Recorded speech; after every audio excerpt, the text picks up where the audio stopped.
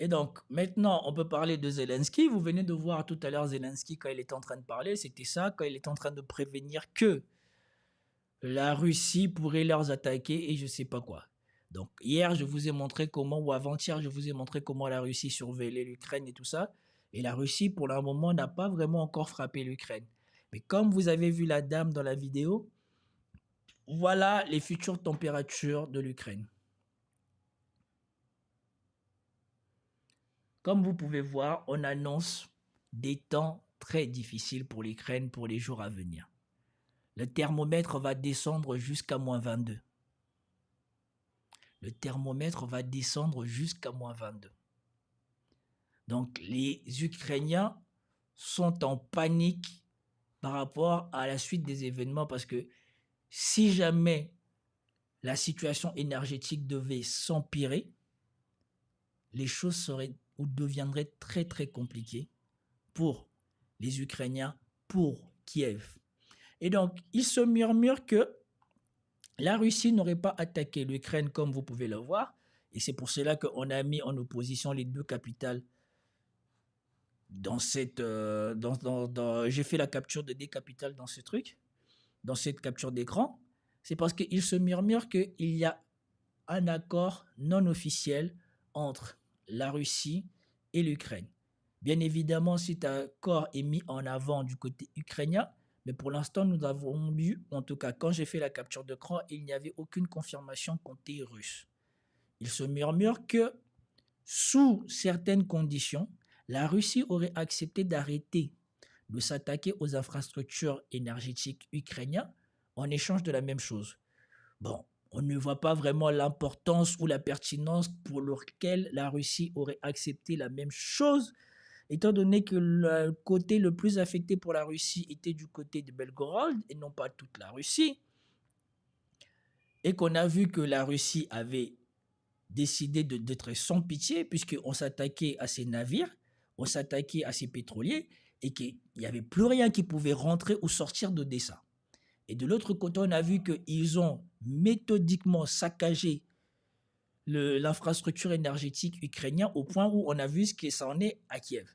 Donc, quelle est donc la contrepartie que la Russie obtiendrait de l'Ukraine de arrêter de prendre l'avantage sur l'Ukraine, si ce n'est d'empêcher l'Ukraine d'essayer de faire ce qu'ils ont toujours fait. Parce qu'on sache, il y a quelques semaines en arrière, quand l'Ukraine réussissait ses attaques contre les raffineries et les tankers russes, personne ne se plaignait que voilà, les Russes ne faisaient pas la même chose.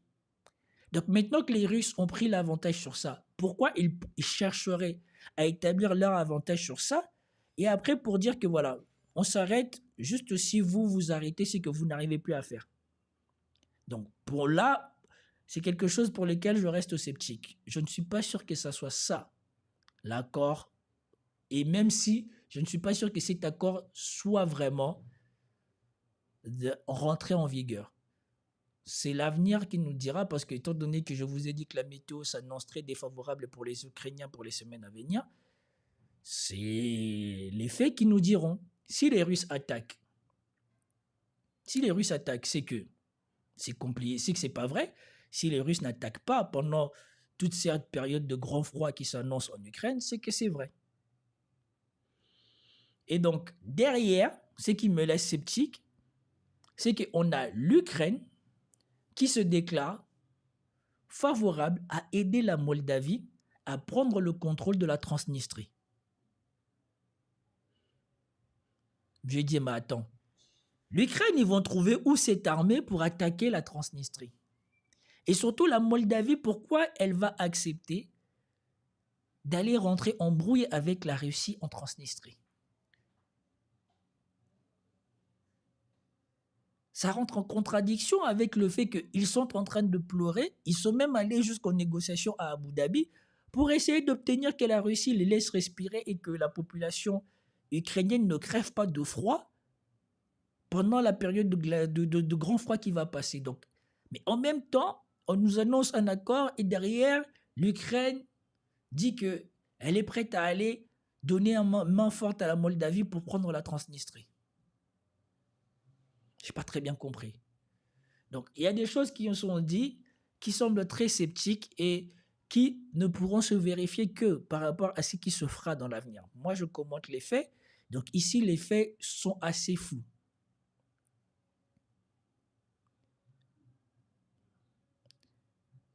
Et donc, on vous dit que de l'autre côté, on a des informations que la Russie est en train de rassembler ce qu'il a, ce qui est nécessaire pour frapper un grand coup encore sur les infrastructures énergétiques ukrainiennes.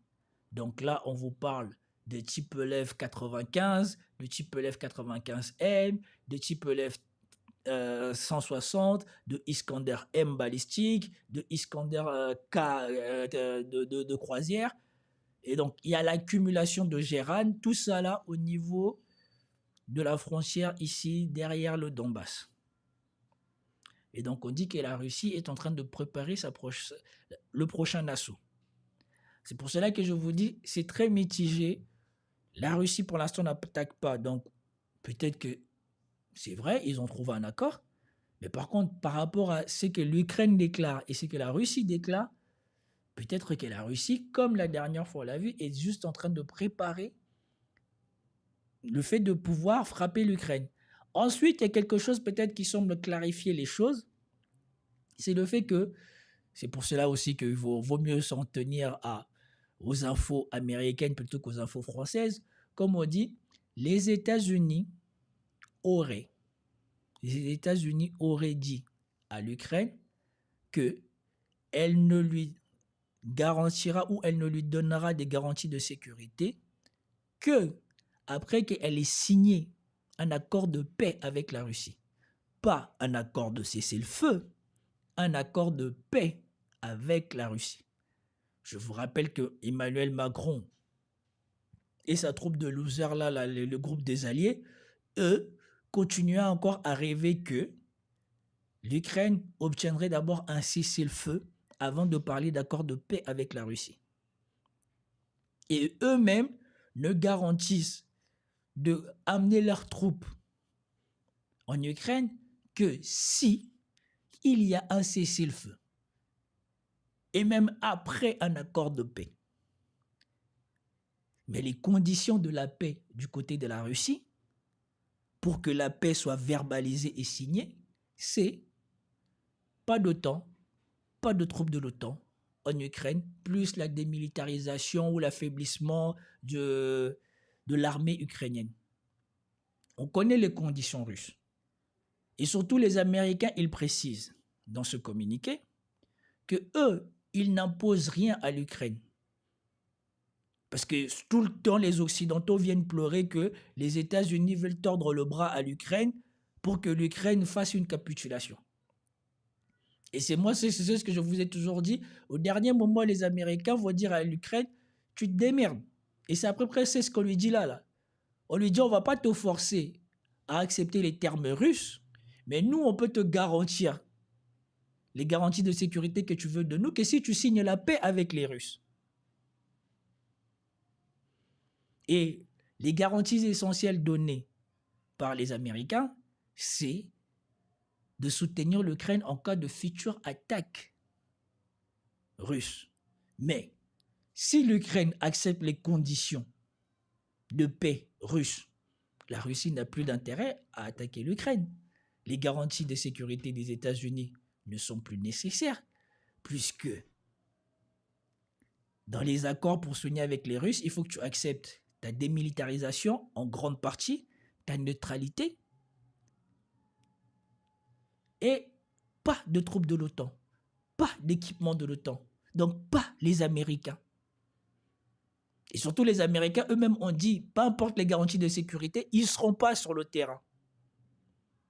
Donc concrètement, si c'est vrai, ce qui se passe ici, c'est que les Américains sont en train de dire à l'Ukraine, si tu n'acceptes pas les conditions russes, nous on ne te garantit pas ta sécurité après la paix.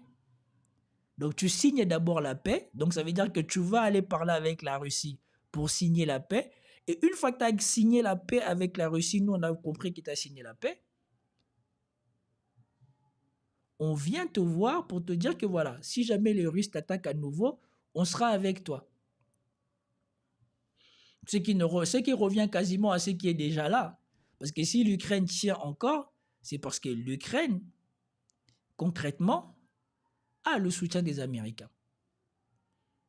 Si l'Ukraine peut résister un petit peu, c'est parce qu'elle a les informations satellitaires des États-Unis qui voient tous les mouvements que les Russes peuvent faire en Ukraine.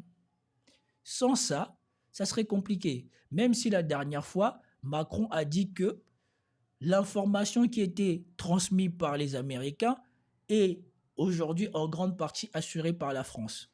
Je ne sais pas si c'est vrai. J'attends de voir si d'autres analystes vont confirmer cela ou pas. Mais concrètement, les Américains, c'est ce qu'ils disent.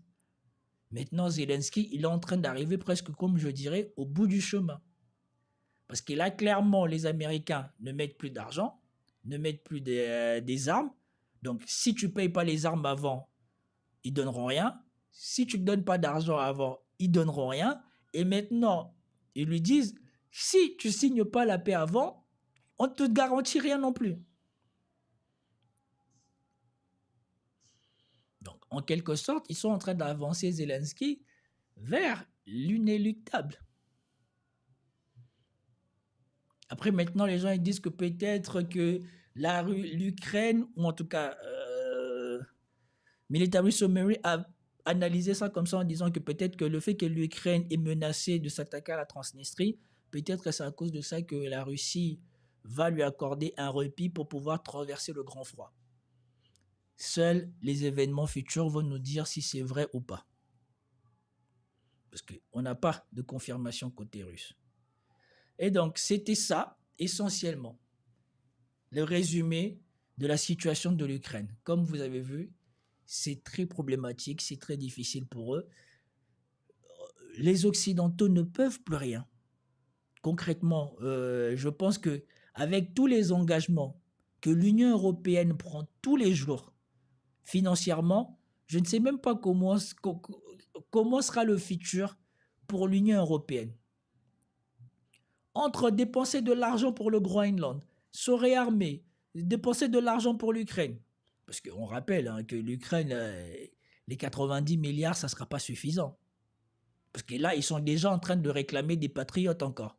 Ils sont déjà en train de réclamer des systèmes de défense anti-aériens. Alors qu'on leur a donné 90 milliards.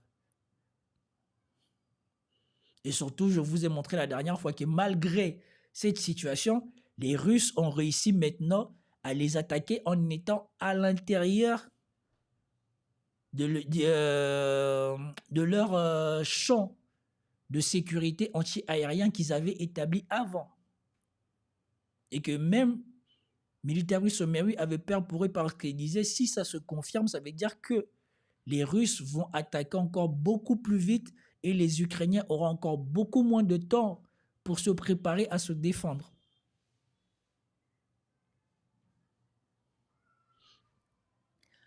Pourquoi vous rigolez? L'inéluctable, c'est si vous êtes comme moi, si vous avez grandi comme moi, vous savez bien que c'est la reprise de Mister.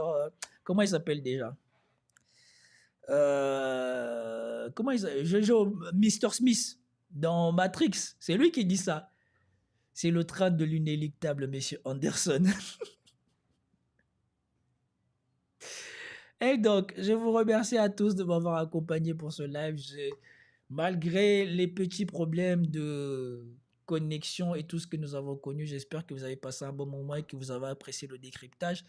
J'ai tenté de faire de mon mieux. Je sais qu'il y en a beaucoup qui se plaignent de toutes les difficultés que j'ai, mais bon, je suis dyslexique, je ne peux pas revenir en arrière, donc je remercie tous ceux qui ont l'effort de me corriger ou de me signaler quand il y a un problème. J'ai déjà signalé comment ça marche. Pour moi, la plupart des temps, quand je parle ou quand j'écris, je ne peux pas m'en rendre compte tout de suite. Il faut que je revienne en arrière pour pouvoir corriger parce que tant que c'est clair dans mes pensées, je pense que ce que je dis ou ce que je fais est aussi clair que dans mes pensées. Mais ça ne l'est pas toujours.